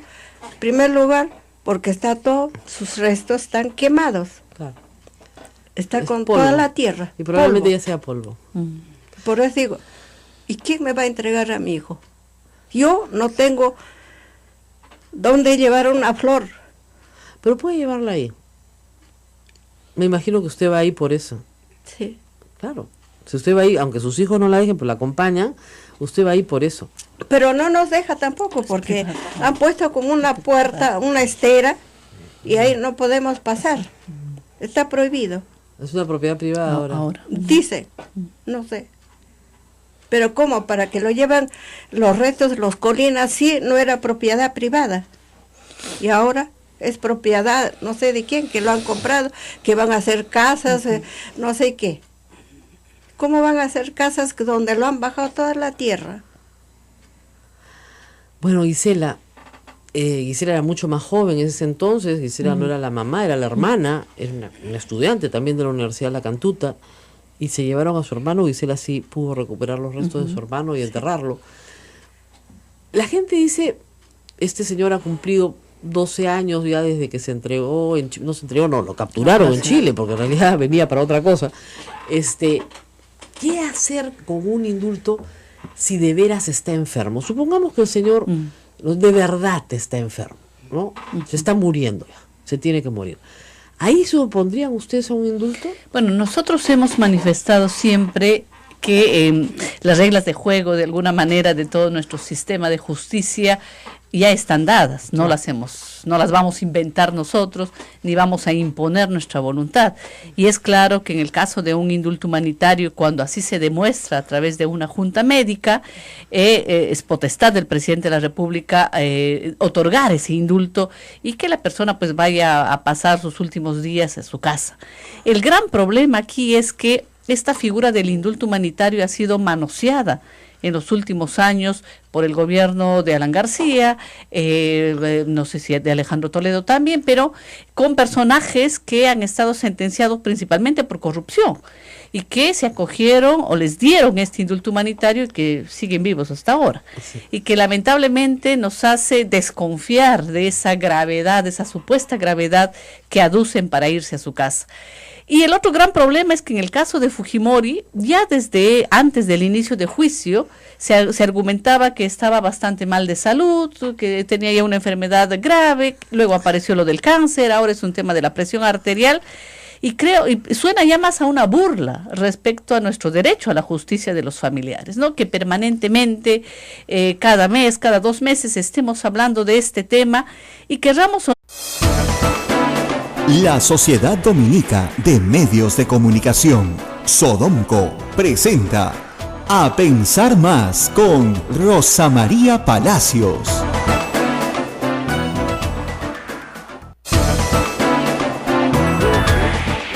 Así es, buenos días, ¿cómo estás, Rosa María? Ya estamos al aire, estamos aquí en un programa muy especial con ustedes. Hoy día es martes 3 de octubre, Día de la Revolución Peruana. Qué horror. Felizmente ya no es el Día de la Revolución Peruana y felizmente los jóvenes ya no se acuerdan qué cosa es eso. Cuéntanos, por favor, ¿de qué se trata? Tú sí te acuerdas. No, sí, pues, pero hay muchos que no saben. A ver, en 1968 el general Juan Velasco Alvarado dio un golpe de Estado, el penúltimo golpe de Estado, hubieron 2 más, pero militar, ¿no es cierto? Después lo dio Morales Bermúdez al propio Velasco. El 3 de octubre, y se llamó Día de la Revolución Peruana. Y se celebraba todavía. Y el 9 de octubre, 6 días después, Día de la Dignidad Nacional, porque se entró con tanques al campo de Talara, de petróleo, a hacer una especie de toma simbólica, ¿no? Y se decía que el petróleo era para los peruanos, ¿no? No le contaron a nadie que por lo bajo le han pagado todo a los gringos hasta el último centavo, ¿ya? En un cheque que hubo un acuerdo, etcétera, porque, como tú comprenderás, no se expropia a los gringos sin que les pagues la cuenta. En cambio los peruanos sí no se pueden expropiar, no pasa nada y no te pagan la cuenta nunca, ¿no? Pero eso fue lo que pasó, imagínate, en 1968. El próximo año son 40 años de ese proceso histórico que cambió muchísimo el Perú, por cierto, que cambió muchísimo para el Perú. Para mal en la parte económica, probablemente para bien en la parte social tal vez, pero en la parte económica fue un desastre. Y 10 años después, te diría que en el año 78, Morales Bermúdez ya emprendía en retirada la salida del Estado en el 80 con una asamblea constituyente porque la crisis económica no tenía cuándo acabar. Entonces fue parte de un proceso bien complejo que luego, por supuesto, da inicio a Sendero Luminoso, ¿no? Entre otras cosas, en los años 80.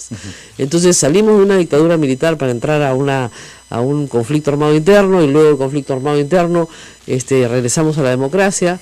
Cuando pensamos que las cosas iban a mejorar para nuestro país, comenzaron a mejorar en lo económico, pero en lo político no del todo. Ciertamente no se construyó las instituciones que tenían que construir. Tenemos Poder Judicial, esta Fiscalía.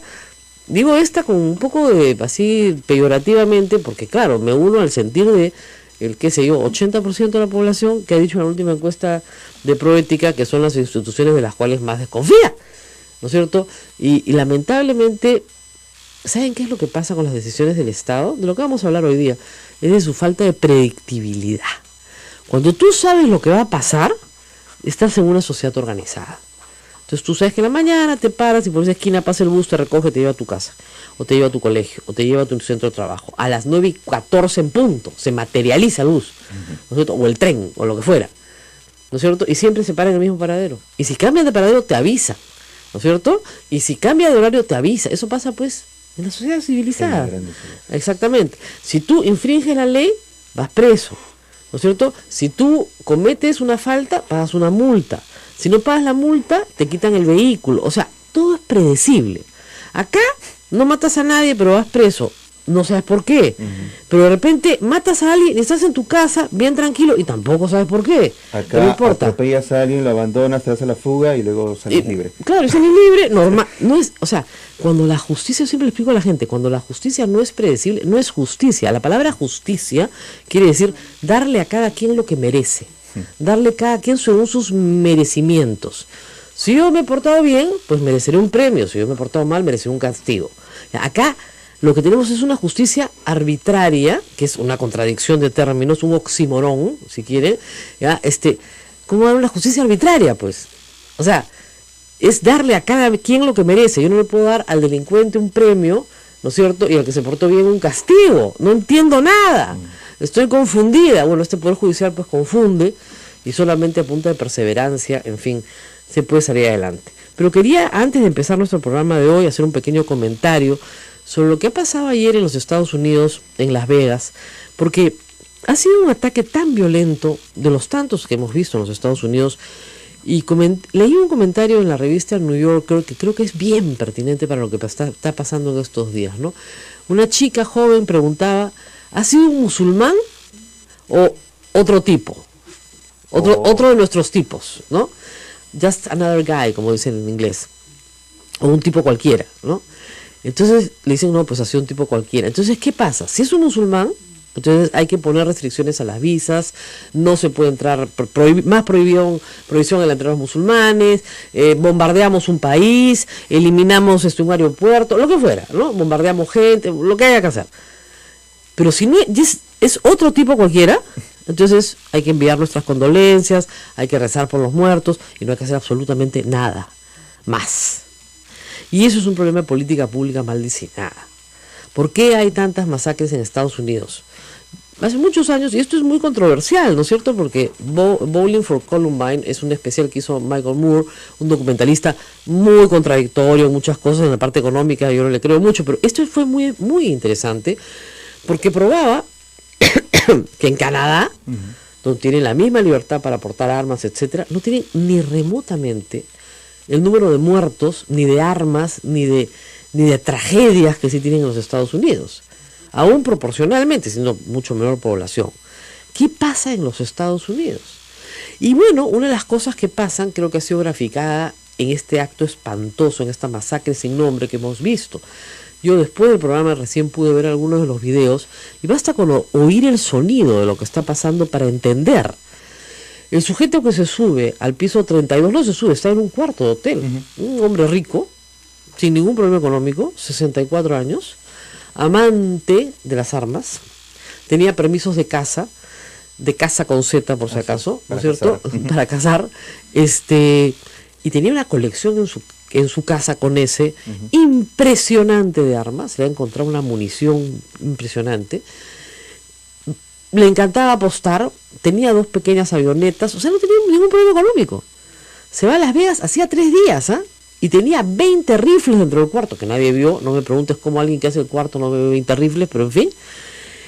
Y rompió la ventana del piso 32 y comenzó a disparar con armas automáticas. Por eso es que se escucha ta ta ta ta ta ta ta ta ta ta ta ta ta ta ta ta ta, no para.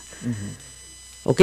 Si tú tienes un arma que tienes que recargar, ¿no es cierto?, no vas a matar a 58 personas, pues. Y hay más de 200 heridos, con lo que la palabra herido... 500. Perdón, más de 500 heridos con la palabra herido quiere decir, porque tienes heridos gravísimos, que pueden morir en los próximos días o pueden quedar discapacitados de por vida, ¿no? Es una palabra muy amplia para el espectro, digamos, del daño causado. Además, disparas a una masa de gente donde no tienes que ni siquiera apuntar, porque es taca, taca, taca, taca, taca, taca. Yo les cuento una experiencia. Yo estudié en la Universidad de Austin, en Texas, donde hubo una de las peores masacres universitarias, pero el francotirador, que era Marine, además tenía una puntería espectacular, se subió a la torre de la universidad. La universidad tenía una torre muy bonita con un reloj arriba, se subió a la torre y desde la torre comenzó a disparar, pero tenía que recargar. ¿Te das cuenta? Durante media hora, pues mató a 12 entre estudiantes, profesores, 12 o 13 me parece. Y era la masacre más grande, pero tenía que recargar. Y además, hasta que subió la policía, lo atrapó, en fin, todo lo que sucedió, demoró. ¿Ok? Pero a lo que voy es a lo siguiente: ¿qué hace con un sujeto que tiene una ametralladora? Y la pregunta es, ¿por qué un ciudadano cualquiera puede tener una ametralladora? ¿Y saben por qué? Porque en segunda enmienda de los Estados Unidos dice que tienes el derecho a portar armas, lo cual efectivamente en 1789 más o menos, cuando se hace el Bill of Rights, ¿ya?, era lógico que en un mundo rural la gente tuviera armas, primero para defenderse, ¿no es cierto?, de lo que podía ser la invasión de un enemigo exterior, que eran los ingleses, y en segundo lugar para cazar y poder comer. Entonces no querían que el Estado te quite ese derecho para formar, ¿no es cierto?, parte de un ejército nacional cuando tú tenías derecho a defenderte. El derecho a la legítima defensa, por supuesto que yo lo defiendo, y la gente tiene derecho a tener un arma, digamos, de corto alcance para defensa personal. ¿Ya? Yo no la tengo y espero que la mayoría de la gente que conozco no la tenga, pero si vas a tenerla, yo lo entiendo y me parece legítimo. Lo que no entiendo, no tiene ningún sentido que tengas una ametralladora, porque las ametralladoras solo sirven para algo, para ir a la guerra. Son armas militares. Son armas militares que sirven para matar masivamente, ¿no es cierto?, para causar la mayor letalidad posible en el menor espacio de tiempo. Entonces, ¿qué hace un ciudadano común y corriente con una ametralladora en estados donde no te piden ni permiso? Este señor tenía una licencia de caza, esa era la única licencia que tenía, porque en Nevada no te piden otra cosa. En Hawái, que es el único sitio donde sí te piden algunas licencias, es el estado donde menos muertos hay en los Estados Unidos. Y cada vez que han tratado de pasar una norma en el Congreso de los Estados Unidos para evitar que las armas, digamos, de asalto, de destrucción, de guerra, lleguen a manos de particulares, los republicanos se han opuesto. ¿Pero por qué? Y les explico. Porque no hay ninguna razón racional. No hay ninguna razón. Ustedes dicen, bueno, la legítima defensa. No. No hay ninguna razón racional. ¿Saben por qué? Porque este es un negocio que mueve 15 mil millones de dólares. Lo ha denunciado el Papa Francisco en más de una ocasión. Así es, 15 mil millones de dólares. Entonces, claro, en un negocio que la National Rifle Association, que es la Asociación Nacional del Rifle, si quieres, en Estados Unidos, uno de los lobbies más poderosos de Washington, tiene comprados a todos los republicanos. No porque estén promoviendo el derecho a portar armas que establece la Constitución de los Estados Unidos, porque ese es un derecho confinado a derechos fundamentales, el derecho a la legítima defensa. No, porque están defendiendo un negocio multimillonario. Ese es todo el problema. Y no porque estén defendiendo el deporte, acá nosotros nuestras medallas de oro, nuestras medallas de plata, es olímpicas, son tiro, es un deporte, o no porque estén promoviendo la caza, tampoco, no. En el Perú está prohibido que las personas tengan armas de guerra, prohibido. Por eso es que Sendero le robaba las AKM, ¿no es cierto?, a la Policía Nacional, al Ejército sobre todo, porque no tenían otra forma de proveerse. Una de las cosas más valiosas para las cuales eran para robarse las AKM. Pero el problema ahí central es que en Estados Unidos son de libre disponibilidad. En algunos estados no te piden informe psiquiátrico, en algunos estados te piden esperar 3 días, claro, para que no te voy a matar a mi mujer, ¿no? Deme un arma, ¿no? Entonces ya espérese 3 días, cálmese, ¿no? Cálmese, por favor, señor, regrese en 3 días, ¿ya? Pero en otros no hay periodo de espera, o sea, depende del estado. Entonces, cuando han querido hacer una ley federal, les han dicho que no. Entonces, si es un musulmán, bombardean un país, pero si es en casa, vamos a rezar.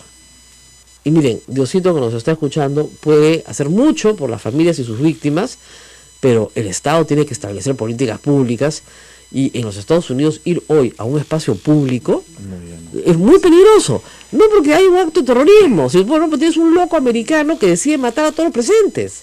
Pero eso es sembrar el terror también, pues. Claro, pero de otra manera. Claro, ¿Por claro, qué? de hecho, Pues ¿sabes lo que hacen? con otros objetivos. No, hacen que la gente compre más armas, se arme más. Porque además los medios de comunicación americanos, tú no sé si has visto un noticiero en alguna ciudad grande, ya vamos a la pausa, hacen que simple y llanamente la gente enloquezca, ¿no es cierto?, de miedo. Hay tanto crimen, entonces me tengo que comprar un arma. Acá saltan todo el día. Me tengo que comprar un arma, entonces eso enriquece el negocio, enriquece el negocio. Wow. Es terrible. Qué diabólicos son esos. Es completamente diabólico. Tenemos que hacer una pausa porque regresamos con 3 personas muy importantes para este programa y para la vida nacional. Pocas veces juntas, pero esta vez las he juntado, 3 mujeres que son víctimas de la violencia del Grupo Colina. Y quiero hablar con ellas porque se ha discutido mucho en estos días de un indulto para Alberto Fujimori, pero nadie ha hablado con ellas. Y se tiene que hablar con las víctimas. Está con nosotros Raida Cóndor, está con nosotros Gisela Ortiz y está con nosotros Flor Wilca. Vamos a la pausa y regresamos. Esto es A Pensar Más con Rosa María Palacios. Volvemos.